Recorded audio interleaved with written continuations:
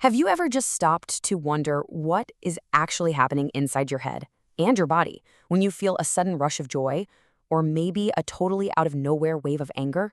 Well, welcome to This Explainer. Today, we're decoding the hidden mechanics of human emotion. We're going to take a structured visual journey right into the core of our minds to uncover exactly how our psychological states operate and categorize the complex experiences that basically make us who we are. Okay, let's dive right into this. Here's our cognitive roadmap. We're going to look at the anatomy of an emotion, how your emotions actually operate, the 6 basic universal emotions, positive versus negative emotions, and finally, emotion, mood, or feeling. We'll build our understanding block by block. Section 1. The anatomy of an emotion, building blocks.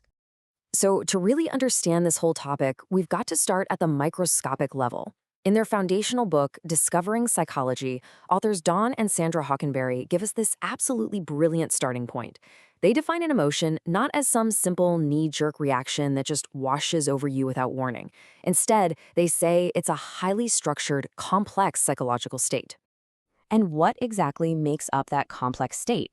Well, the Hockenberrys point out that there are 3 specific, distinct components that absolutely must be present for any state to be officially called an emotion.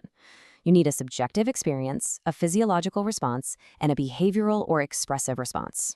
Let's break those down a bit, starting with the subjective experience. The research points out something pretty fascinating. 2 people can be angry in 2 totally different ways in the exact same situation. Just think about that for a second. Even in an identical scenario, anger feels completely different depending on who you are. The internal subjective reality of an emotion is entirely unique to the person who's experiencing it.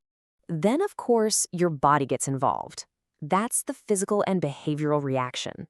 When that subjective experience hits you, your physiological response kicks right in.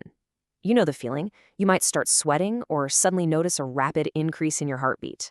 And outwardly, your behavioral response takes the wheel. You might react by completely freezing in place, screaming out loud, or, surprisingly enough, even laughing when you probably shouldn't be. Section 2. How your emotions actually operate, the mechanics. So we know what an emotion is made of, but what exactly happens in our bodies the absolute second we encounter a trigger? Now, what's really interesting about this visual flowchart is seeing the exact journey an emotion takes from start to finish. It all happens in literally a fraction of a second, giving us an incredible behind-the-scenes look at our own internal mechanics. Let's move through this and see how it builds, step by step. Step 1 is the emotion-provoking event. That's your initial trigger. Step 2 is physiological response arousal, where your body physically reacts. Step 3 is cognitive appraisal. This is where your mind frantically tries to identify the cause of that arousal. Step 4 brings us to that subjective experience feeling we talked about earlier. And finally, step 5 is the behavior response, how we actually show or outwardly react to our feeling. It's a brilliant, lightning-fast chain reaction. Section 3, the 6 basic universal emotions, categorizing the experience. From those internal mechanics, we're zooming out to how psychologists categorize these complex states across the globe. 6. That's the magic number. Out of all the incredibly complex things we feel as human beings, psychologist Paul Ekman identified the specific core number of basic emotions. Ekman suggested that these 6 basic emotions are totally universal across all human cultures. 1. Fear. 2. Disgust. 3. Anger. 4. Surprise. 5. Happiness. And 6. Sadness.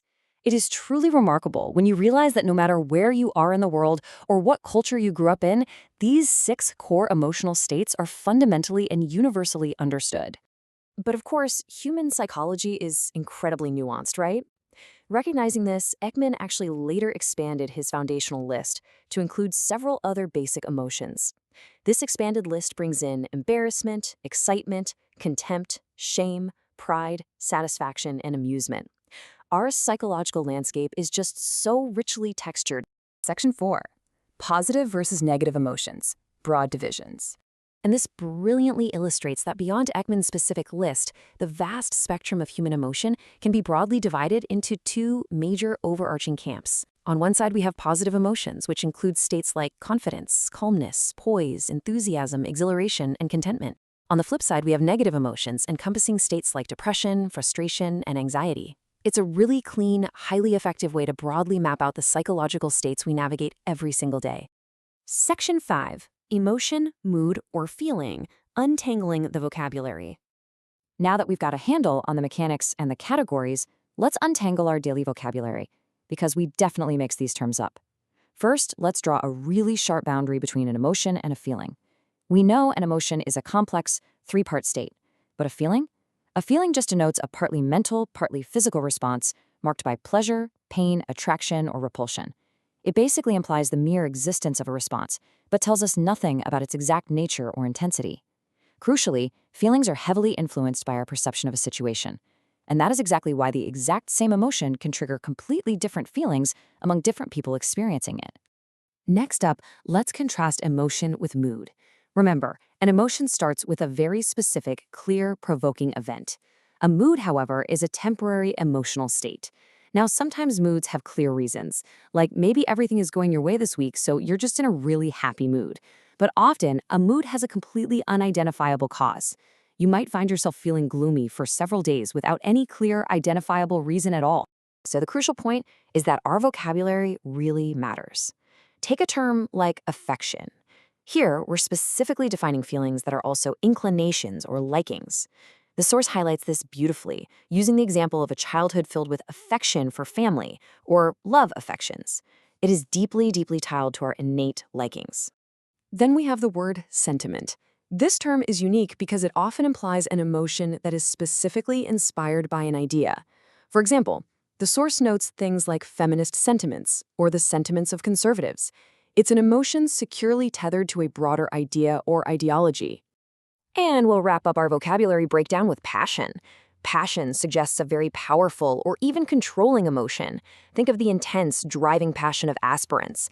It's an overwhelmingly powerful emotional state that practically takes control over your actions. So, we've covered the complex anatomy, the rapid mechanics, the universal categories, and the nuanced vocabulary of our internal worlds. I want to leave you with this. Next time you experience a shift in your psychological state, will you be able to identify if it's a true emotion, a passing feeling, or just an unexplained mood? Keep analyzing, keep learning, and I'll see you in the next explainer.